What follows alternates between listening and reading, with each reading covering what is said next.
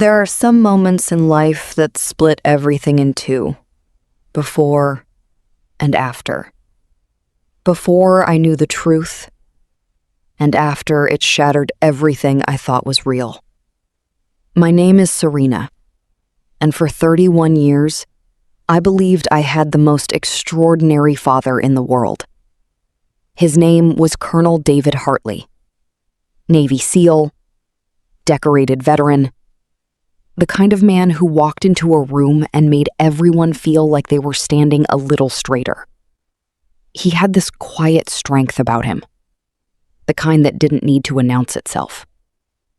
His medals sat in a glass case in our hallway, and every morning growing up, I would touch the frame on my way to school, like it was something sacred, like he was something sacred.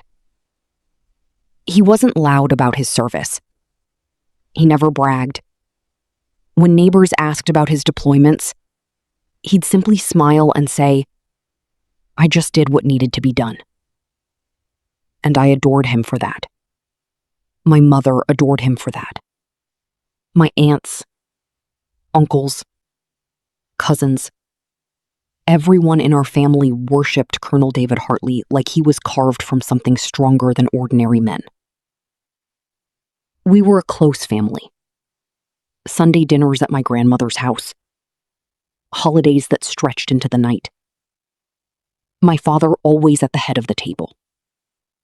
Steady, composed, commanding in the gentlest possible way. He coached my brother's baseball team.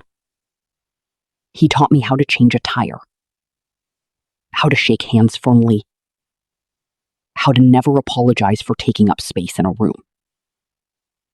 Everything I knew about strength, I learned from watching him.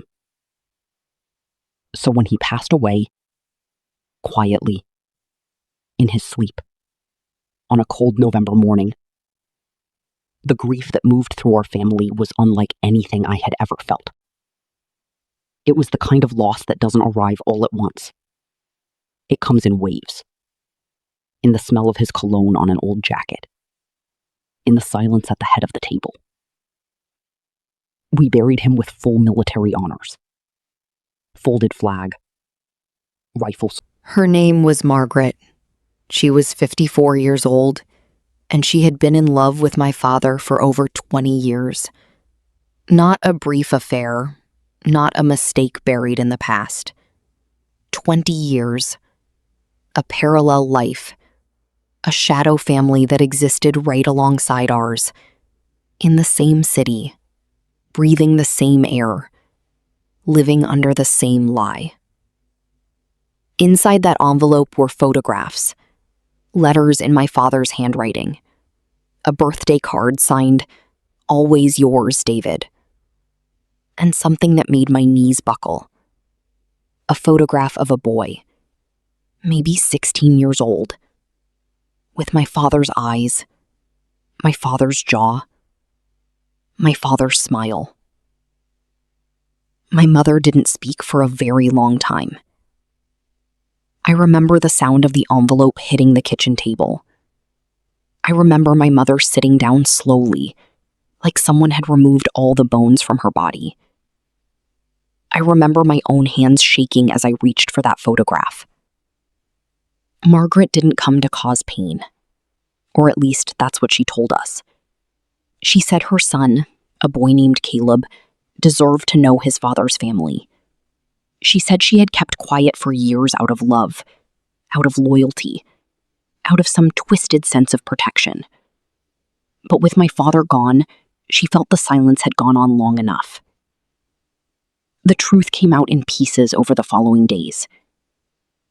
My father had met Margaret during a deployment layover, back when my mother was pregnant with my younger brother. What started as something fleeting apparently became something that neither of them could walk away from. He had been supporting her, financially, quietly.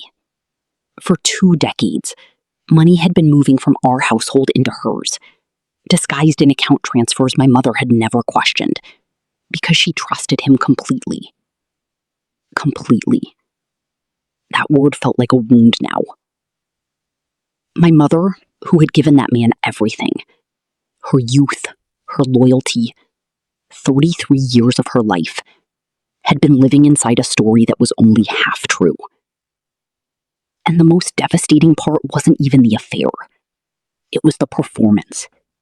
The sun. My mother surprised everyone. I think we all expected her to fall apart completely, to close the door, to burn the letters and refuse to ever speak of it again. That's what I might have done. That's what most people in her position might have done. But my mother, this quiet, graceful woman who had spent 33 years standing beside a man she believed in, she made a choice that I will carry with me for the rest of my life. She invited Margaret and Caleb to sit at our table. Not immediately. It took months. It took long conversations and longer silences. It took therapy and tears, and nights when I held her hand while she stared at the ceiling. But eventually, she made that choice. Because she said something to me that I have never forgotten. I am not going to let his lie determine the size of my heart. When Caleb walked through our door for the first time, nervous, quiet, with my father's exact posture, I saw my brother's jaw go tight. I saw my aunt look away. I felt my own chest ache with something I couldn't name. But I also saw a boy who had lost his father without ever really having him. A boy who carried the same grief we did, from a different direction. We did not become a perfect family. That's not how real life works. There were relatives who never came back to the table. There were holidays that felt fractured and strange. There were days my mother would go quiet in the middle of a sentence and I knew exactly where her mind had gone. But here is what I learned from all of it. Betrayal does not always demand revenge. Sometimes the most powerful thing you can do is refuse to become it. My father lived a double life because somewhere inside him he lacked the courage to be honest. He chose comfort over truth, and he took that cowardice to his grave. But my mother chose differently, and in doing so she became the strongest person I have ever known. The medals still hang in the hallway at her house.